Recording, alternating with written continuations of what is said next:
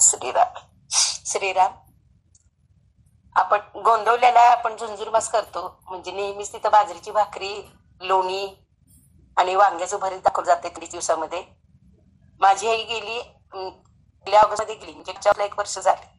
मग ती नेहमी करते, सगळं माझं करायची. आणि मग माझी मावशी आलेली, मावशी म्हणाली की अक्का खायची, आपण पण हे झुंजूरमास करूया. मग ठीक आहे म्हटलं. आम्ही दोघी पाय उठून सगळं आंघोळ वगैरे आवरली आणि तो नैवेद्य लवकर दाखवावा लागतो. त्यांना आम्ही बाजरीची भाकरी, वांग्याचं भरीत आणि होतं तेही आम्ही काढलं आणि महाराजांना दाखवलं, नैवेद्य दाखवलं. देवी बघा आहे वगैरे म्हटलं. आणि त्यावेळेला म्हणताना मला खूप वाईट वाटलं की छोटा मस्त तेवढंच आपल्याकडून लोणी आपण दाखवतोय. आणि तिथं मात्र महाराजांना एवढ्या मोठ्या चांदीच्या वाटीमध्ये एवढा मोठा लोण्याचा गोळा ठेवतात, आणि आपण का हे असं एवढं एवढंच लोणी दाखवतोय. म्हणजे खूप वाईट वाटत होतं तेव्हा आपण. आणि मला परत ही गोष्ट आठवली की पुन्हा परत खूप वाईट वाटते की आपण किती छोटस, अगदी एवढंच लोणी दाखवत होतो म्हणून. आणि नैवेद्य झाला, दाखवून सगळं झालं. मावशी म्हटली आपल्याला चहा करते आता, तर म्हटलं कर बाई. आणि मी होतं ते ताक आपला हलवत राहिली. तर एक गुरूंची कृपा सांगते किंवा गुरूंची प्रचिती की जेवढं दही होतं ते जेवढं भाड होतं, वाढचा जोगा होता तेवढं वाडगा भरून पुन्हा लोणी निघाल्या ताकचं. हे ही माझ्या गुरुरायानं, माझ्या सद्गुरूंनी, माझ्या आईनं दाखवली मला किती सोयी. आणि यासाठी मी सदैव माझ्या गुरूंचं, माझ्या सद्गुरूंची मी ऋणी राहील. त्या कृपा माझ्यावर राहू दे, अशीच प्रचिती सगळ्यांना येऊ दे, सगळे आणि त्यांच्या नामस्मरणात आपलं सगळं हे म्हणजे सगळं आपलं आयुष्य निघावं, एवढीच माझी ईश्वरचरणी प्रार्थना. श्रीराम. जयाच्या जगी जन्म नामार्थ झाला, जयाने सदा वास नामात केला. जयाच्या मुखी सर्वदा नाम कीर्ती, नमस्कार त्या ब्रह्म चैतन्य मूर्ती. श्री समर्थ ब्रह्म चैतन्य गोंदवलेकर महाराज की जय. श्रीराम समर्थ.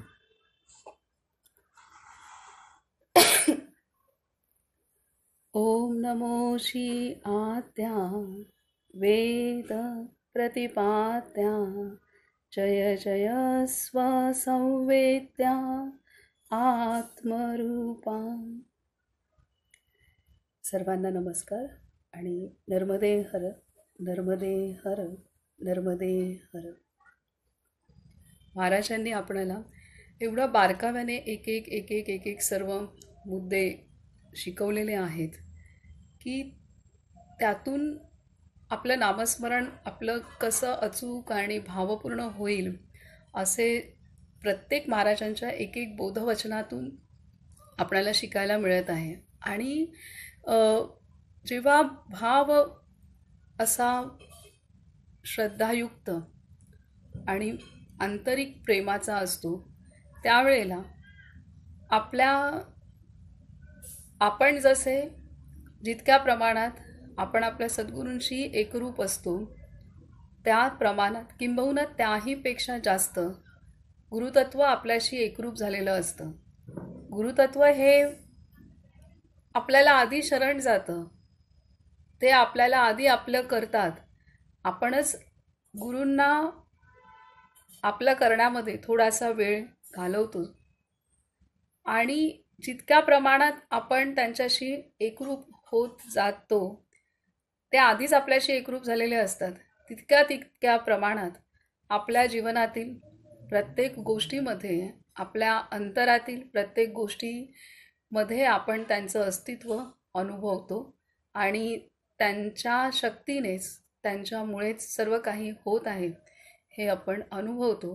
त्यामुळेच वंदनाताईंना जो स्पर्श झाला भाव की आपण एवढूसच लोणी देतो आहे, तर तो भाव महाराजांना कळला. आणि आता आणि ती तळमळच एवढी होती की आत्ताही सांगताना त्यांना त्यांची ती तळमळ आत्ताही तितकीच प्रकर्षाने आहे की त्या क्षणाला त्यांना जे वाईट वाटलं होतं, तेच वाईट वाटणं आत्ताच्या क्षणाला सुद्धा त्यांना झालेलं होतं. म्हणूनच ते अश्रू असेच आले नाही आहेत.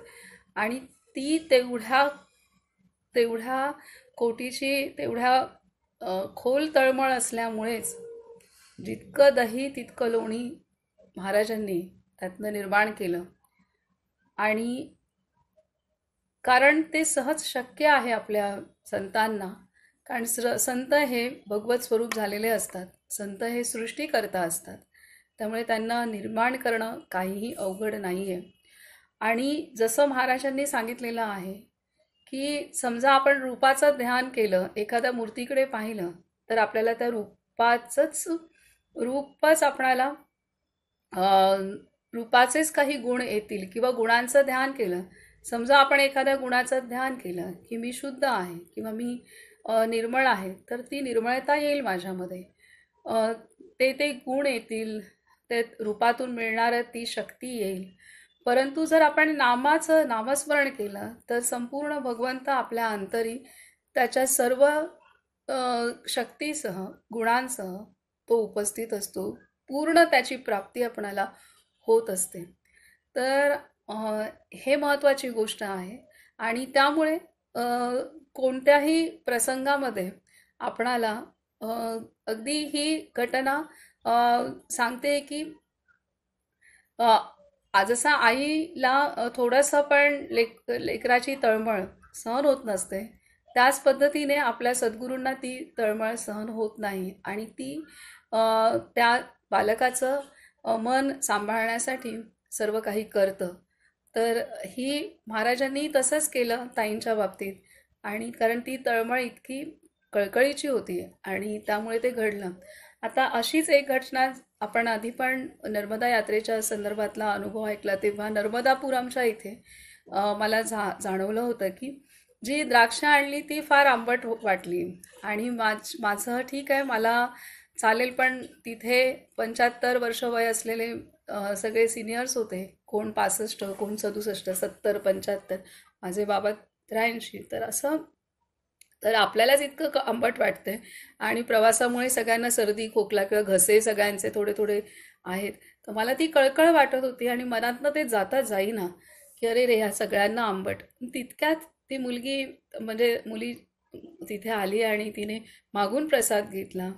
आणि तेव्हा ती सांगते की अंगूर खट्टे थे लेकिन अच्छे लगे. आणि तर ते एका क्षणात जे मनाला इतकी हुरहुर लागून राहिली होती, ती तिने एका क्षणात घालवली. तर हे आहे. आता आपल्याला वाटेल की नर्मदा म्हणजे नदी स्वरूप आहे, एक ते जलतत्व आहे, पाणी. पण अक्षरशः तिथून आल्यापासून असं जाणवतं की मी त्या नदीला नाही मला जसं आपण एकमेकांशी भेटतो, एकमेकांचा स्पर्श अनुभवतो, एकमेकांचा आवाज ऐकतोय, पाहतोय, जणू काही तसंच भेटून आलेली आहे काही. तर हे आहे की वैश्विक शक्ती, अ, ती त्यातला प्रत्येक कण हा अ, भगवत स्वरूप आहे आणि तो शिवाने सृष्टी पूर्णतः व्यापून आहे. आणि तिथं त्या सृष्टीला, ती सृष्टी आपल्या भावना जाणते. आणि जर ती त्यामध्ये खोली असेल, त्यामध्ये एक तळमळ असेल, शुद्धता असेल, सरळ भावना असतील, साध्या असतील, तर त्या भावनेचा प्रतिसाद आपणाला, आपली अपेक्षा नसेल तरीसुद्धा ती सृष्टी देत असते. तर इतकं हे निर्मळ सगळीकडे ह्या सृष्टीमध्ये संपूर्णतः सर्वत्र निर्मळताच भरलेली आहे. तर जसं आता वंदनाताईंनी सांगितलं की गोंदवलेत गेल्यानंतर की आपलं हृदय महाराजांसाठी रिकामं ठेवलं पाहिजे, आपल्या सद्गुरूंसाठी रिकामं ठेवलं पाहिजे. हे खरंच महत्त्वाचं आहे. आणि तरच आपल्याला खूप साऱ्या गोष्टी जाणवतील, अनुभवायला येतील. तर खूप सुंदर रीतीने आज छान झालं. खूप दिवस मला डोक्यात पण होतं की वंदनाताईंकडून हा अनुभव ऐकण्यासाठी सर्वांना सांगावा आणि तो योग आज घडला. त्याचप्रकारे हे पण जाणवलं की ताई तिथं होत्या गोंदवल्या इथे, त्यांचा मेसेज आला आणि आपले मोहनदादा गडावरती. तर हे दोन्ही खूप तळमळ असलेले साधक आणि जितका होईल तितका प्रयत्न करणं. मोहनदादा तर दिवस रात्र ते अभ्यासातच असतात. वंदनाताई लहानपणापासून महाराजांनी त्यांना लहानपणापासूनच जवळ घेतलेले आहे. तर असे हे महत्भाग्य असलेले दोन्ही आपले सदस्य दोन्ही आपले महाराजांचे साधक, भगवंताचे साधक हे अ, खूप त्यांच्याच ठिकाणी गेले होते.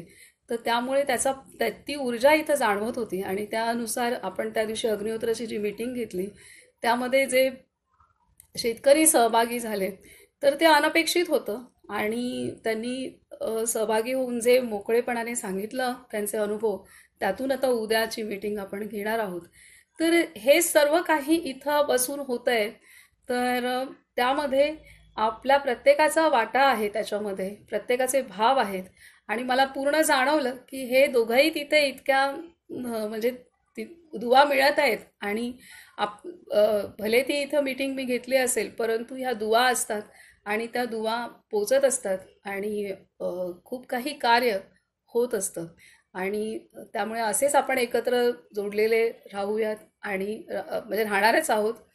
जरी कोणाला मीटिंगला जॉईन होता आलं नाही आलं तरी काही प्रश्न नाही आहे, परंतु एकदा जोडलो ते जोडलेलं असणारच आहे जन्मोजन्मी. आत्ता तर आहेच आहे, पुढेही असणार आहे. पुढे जे काही असणार आपल्या सद्गुरूंच्या टोळीमध्ये आपण असणार आहोत कायम. हे आहे कारण महाराजांनी सांगितलंच आहे, जोपर्यंत आपण शुद्ध होत नाही तोपर्यंत कितीही जन्म लागले तरी सुद्धा ते आपली साथ करत असतात. आपल्याला अ, अ, आपल्याला ते तडीस नेईपर्यंत आपल्यासोबत ते आहेत आणि एकदा का लेकरू पूर्णत्वाला आलं की मग त्यांची ती जबाबदारी त्यातनं ते मुक्त होतात. ही गोष्ट आहे. त्यामुळे आपलं कर्तव्य आहे की आपण जास्तीत जास्त प्रयत्न करून आपल्या गुरुकार्याला आपण सहकार्य करणं. आता आपण पुढचं वाचन करूया.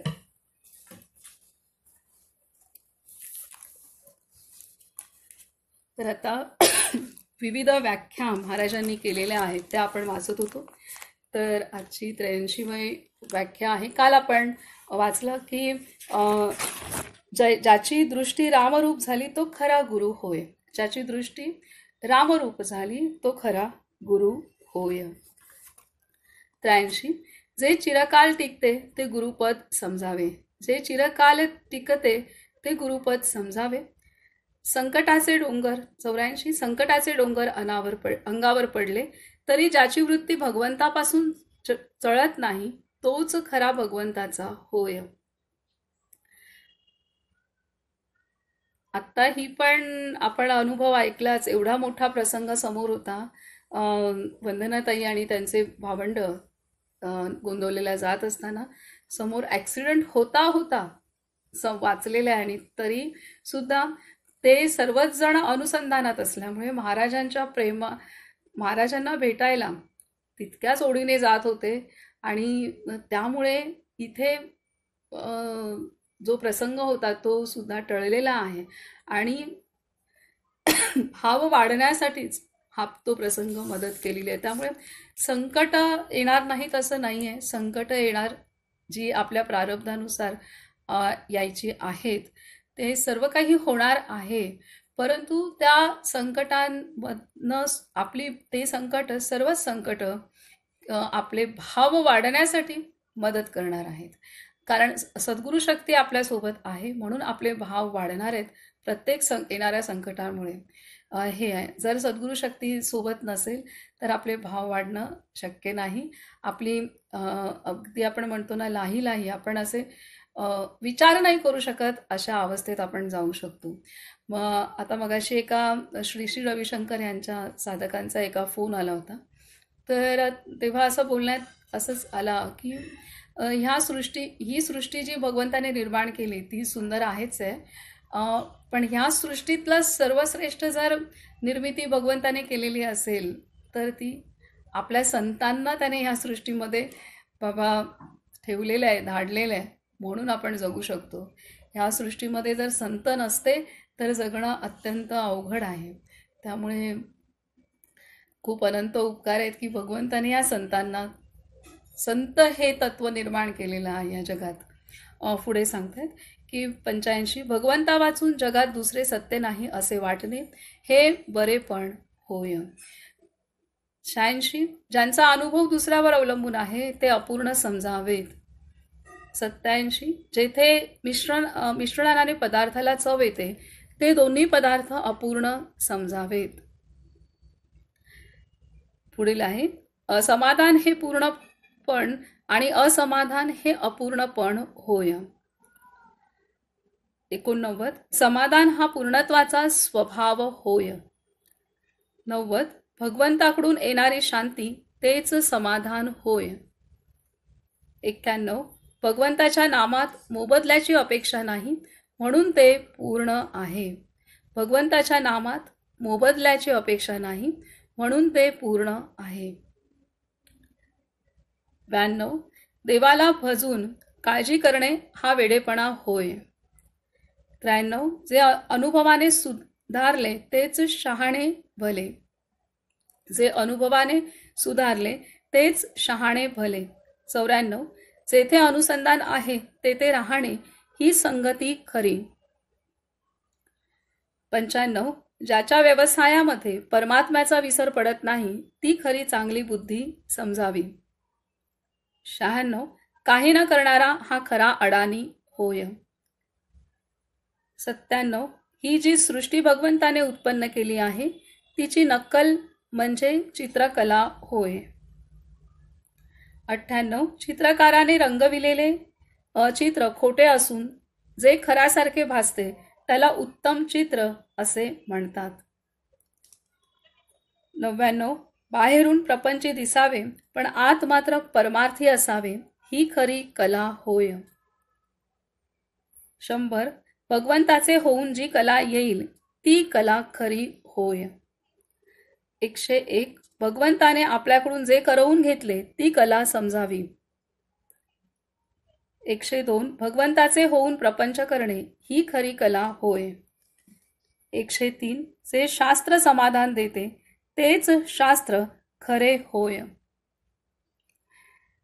104 आपले स्वतःवर जितके प्रेम आहे त्याच्यापेक्षा जास्त प्रेम भगवंतावर करणे याचे नाव भक्ती. 105 माझा त्राता माझी काळजी घेणारा माझे रक्षण करणारा माझे पालन करणारा तो भगवंत आहे.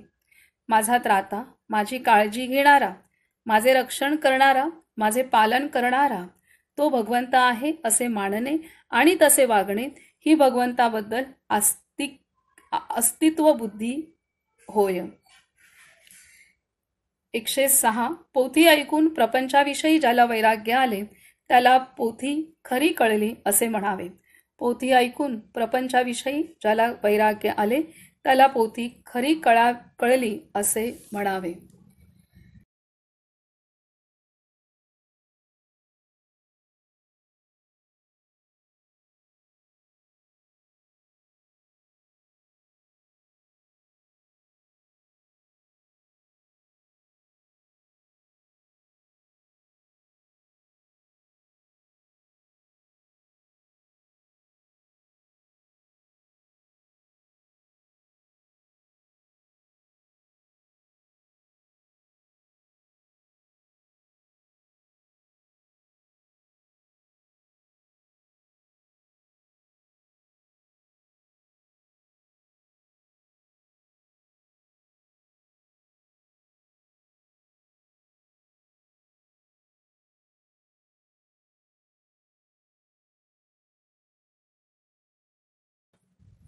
एकशे 7 भक्तीची प्रगती ही खरी प्रगती होय.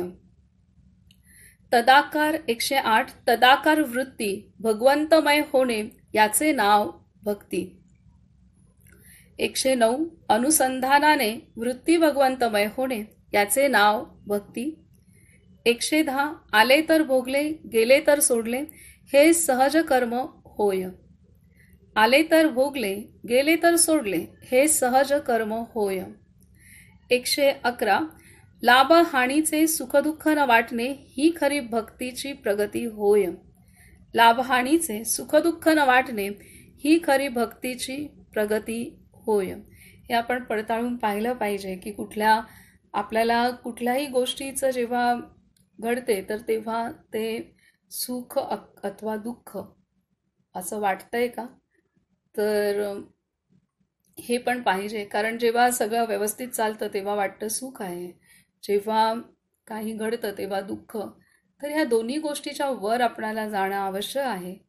सुख आलं किंवा चांगलं अपेक्षित किंवा याचा अर्थ सुख दुःख होत आहे कुठल्याही गोष्टीचं, तर आपण काही ना काहीतरी थोडी तरी अपेक्षा केलेली आहे.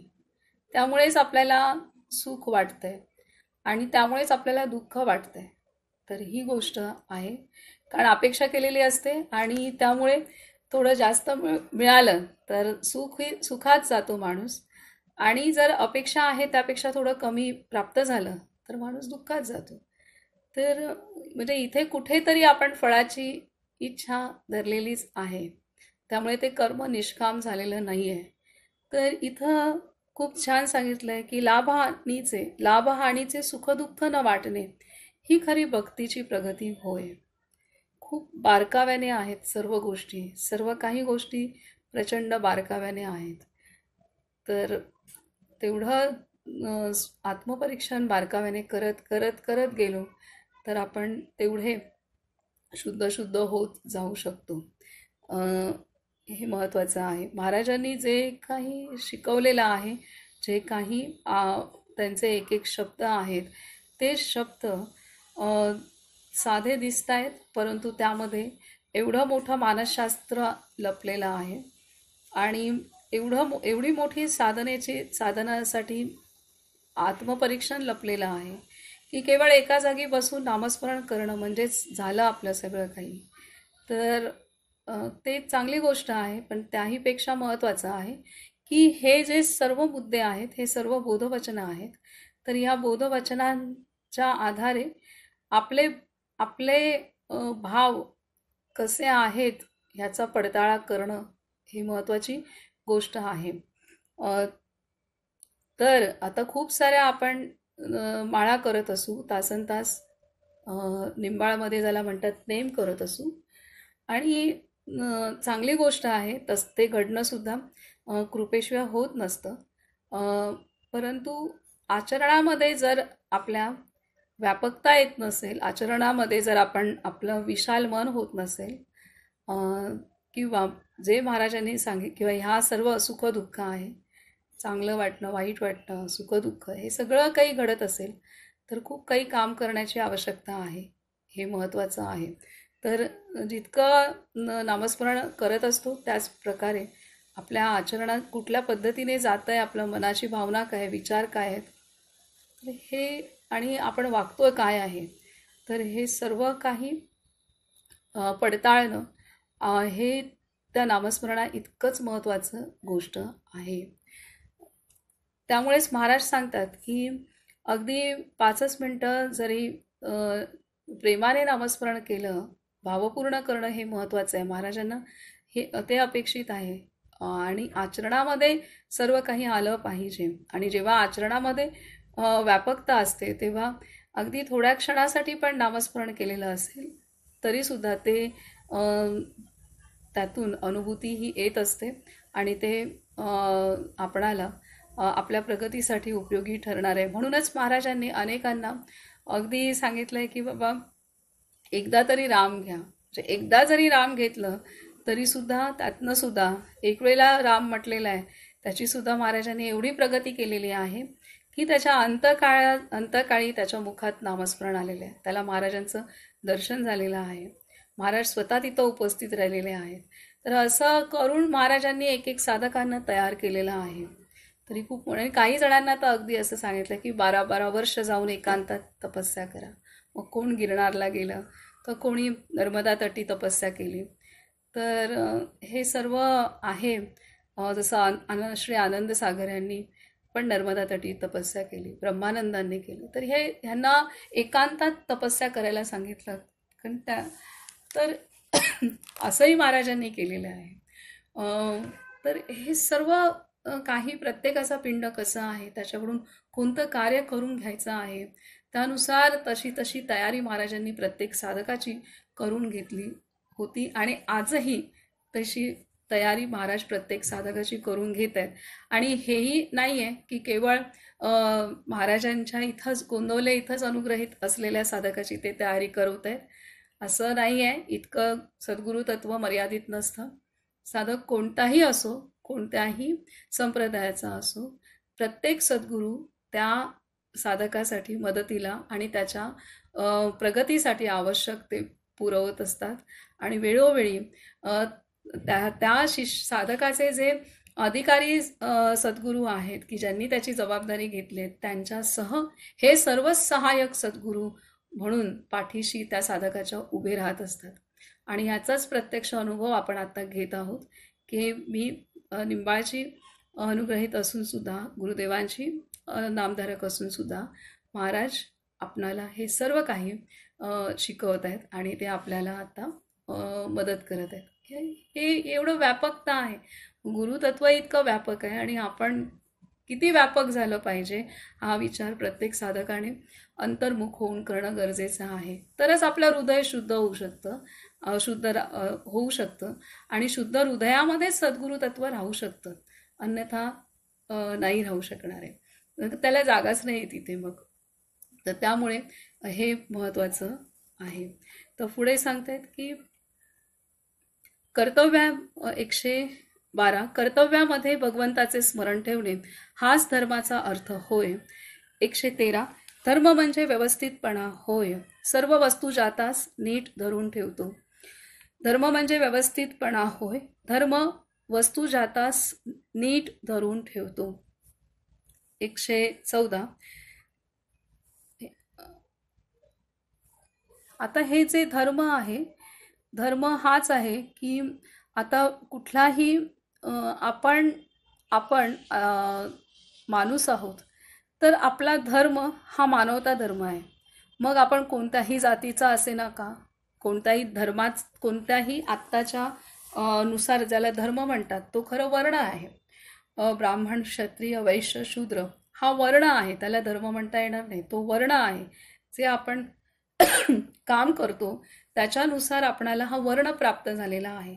मग त्याच्यानुसार आपल्याला जात प्राप्त झालेली आहे. तर हे जे आपले वर्ण आणि जात आहेत ते कोणतेही का असेनात, इतकंच नव्हे तर आपणाला हे आपण शरीराने वर्ण आणि जात आपल्याला आपल्या कामानुसार प्राप्त झाली आहे किंवा जन्मानुसार आपणाला प्राप्त झालेली आहे.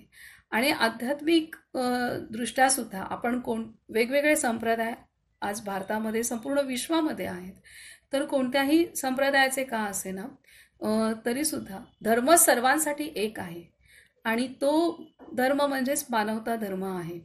तर त्यामुळे तो धर्म म्हणजेच व्यवस्थितपणा आहे. तो धर्म त्याचा तो धारण करणं आवश्यक आहे. तर इथे हे सांगताना आणि तोच धर्म जो आहे की आपण काय आचरणात आणतोय, जो मानवता धर्म आहे तो आपण धारण करणं आणि तोच सर्वांना एकमेकांना धरून ठेवणारा आहे. तर आता इथं हे आहे की धर्म म्हणजे व्यवस्थितपणा होय. धर्म वस्तू जाताच नीट धरून ठेवतो. 114 ज्याने शांती आणि समाधान मिळते त्याचे नाव धर्म होय. 115 देवाचे नाव घ्यावे, नीतिधर्माचे आचरण करावे, सर्वांशी प्रेमाने वागावे आणि लोकांना मदत करावी, यालाच परमार्थ म्हणतात. देवाचे नाव घ्यावे, नीतिधर्माचे आचरण करावे, सर्वांशी प्रेमाने वागावे आणि लोकांना मदत करावी, यालाच परमार्थ म्हणतात. 116 मी आता कसे वागावे, मी आता कसे करावे, मी आता कसे वागावे, मी हल्लीचे कर्म कसे करावे, याचे नाव विचार होय. 117 अंतःकरण न दुखावता बोलणे हे वाचेचे तप असे म्हणतात. अंतःकरण न दुखवता बोलणे हे वाचेचे तप असे म्हणतात. 118 वासनेचे परिणत स्वरूप म्हणजे देहबुद्धी होय. 119 वासना नष्ट होणे म्हणजे देहबुद्धी नष्ट होणे होय. 120 मनाचा स्वस्थपणा हाच खरा शांतपणा होय. मनाचा स्वस्थपणा हाच खरा शांतपणा होय. 121 सत्य ही आनंदाची खूण आहे. सत्य ही आनंदाची खूण आहे. 122 भगवंताला विसरणे ही आत्महत्या आहे. 123 जे पुरुष गेल्यावर त्यांची स्मृती राहते तेच खरे होत. 124 आज जे करण्याची आपल्या मनाला सवय नाही ते बळजबरीने त्याला करायला लावणे याचे नाव अभ्यास होय. 125 काळजी करणे म्हणजे भगवंतावर भरवसा नसणे होय. काळजी करणे म्हणजे भगवंतावर भरवसा नसणे होय. 126. झाकलेल्या अग्नीवरची राख नाहीशी करणे याचे नाव अभ्यास होय. झाकलेल्या अग्नीवरची राख नाहीशी करणे याचे नाव अभ्यास होय. 127. वाट चुकली असे एकदा समजल्यावर ती चुकीची वाट परत उलट दिशेने चालणे याचे नाव अभ्यास होय. 128. देहाच्या कर्तव्याच्या मर्यादा सांभाळून विषयांतल्या वृत्ती भगवंताकडे लावणे हेच खरे सीमोल्लंघन होय. 129. ज्या दिवशी आपण भगवंताच्या स्मरणात जागे होतो तो खरा दसरा होय. 130. आनंदी वृत्ती ही दिवाळी दसऱ्याची खूण आहे. आनंदी वृत्ती ही दिवाळी दसऱ्याची खूण आहे. 131. राम करता आहे ही भावना होणे हे वासनेचे मरण होय. राम करता आहे ही भावना होणे हे वासनेचे मरण होय. 132. सत्याचा संकल्प म्हणजे भगवंताचे होणे होय. सत्याचा संकल्प म्हणजे भगवंताचे होणे होय. 133. ज्याने शाश्वत सुख मिळते तेच खरे तत्वज्ञान होय.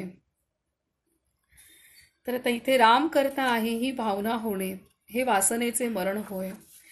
आपण म्हटलं मी केलं तर त्यामध्ये वासना येणारच आहेत. मग केलंय तर मग ते त्याचं फळ मिळालं तर त्याच्यातनं सुख दुःख ह्या वासना, सुख मिळालं तर अजून सुख होणं ही वासना निर्माण होणं, दुःख मिळालं त्यातनं अपेक्षेपेक्षा कमी काही घडलं तर त्याच्यातनं दुःख निर्माण होणं, पुन्हा त्यातनं परत प्राप्तीची वासना. तर हे आहेच आहे. राम करता म्हटलं तर त्याने जो काही दिलेला आहे तो प्रसाद होईल, आणि मी करता म्हटलं तर जे काही मिळणार आहे त्याची वासनाच होणार आहे.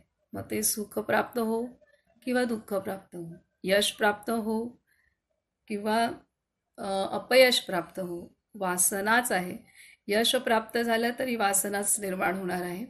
फायदा झाला तरी वासनाच निर्माण होणार आहे. सुख झालं तरी, नुकसान झालं तरी वासना निर्माण होणार आहे. अपयश आलं तरी वासना निर्माण होणार आहे. मी करता आहे असं म्हटलं तर. परंतु राम करता आहे असं म्हटलं तर मात्र यश मिळो, अपयश मिळो, फायदा हो, नुकसान हो, सर्व काही एक आहे. त्यातनं वासना निर्माण होऊ शकत नाही.